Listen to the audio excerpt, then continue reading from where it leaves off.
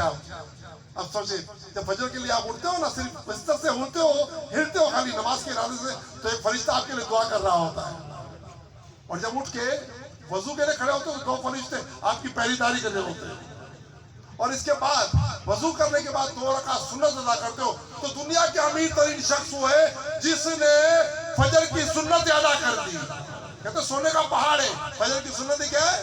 سونے کا پہاڑ. گھر میں رکھ کے سونے کا پہاڑ, پھر جائے مسجد میں فرض ادا کرے, ہر قسم کی محتاجی سے بچا لے گا. یہ بھائی ہاتھ کبھی نہیں پھیلے گا, یاد رکھیں, کبھی بھی نہیں پھیلے گا. یقین کریں کسی سے لینا دینا ہے ہی نہیں. میں کھڑا ہو کے بولے کہ وہاں سب 1 روپیہ کی ضرورت ہی نہیں پڑی ہے, نہ پڑے گی. اللہ کسی انسان کا محتاج نہ کرے. لیکن نماز کے لیے جب سے میں نے ارادہ کیا ہے نا, ہوش سنبھالا, کبھی نماز نہیں چھوڑی. اور فجر کی نماز پڑھی ہے نا, کبھی کسی سے نہ مانگا ہے, نہ ضرورت پڑی ہے, نہ کسی مرید کے 1 روپے کی ضرورت ہے. وہ دینے والا ہی مرشد وہی ہے. صحیح بتا رہا ہوں, کوئی ضرورت نہیں ہے. چاہے کوئی کتنا بڑا بھی آدمی ہو, پیسے کی ضرورت نہیں ہے. مجھے اس چیز کی ضرورت ہے کہ آپ نماز سے جڑ جائیں. نماز سے اگر جڑ گئے نا آپ کا بیڑا پار ہو جائے گا. آپ کی برکت سے میرا بیڑا پار ہوگا.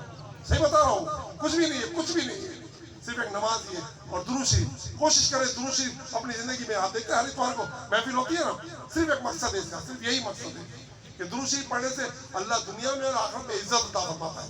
آقا نے فرمایا کہ کوئی چاہتا ہے اگر کہ روز محشر میرے قریب ہو جائے تو مجھ پہ کثرت سے درود پڑھتا رہے.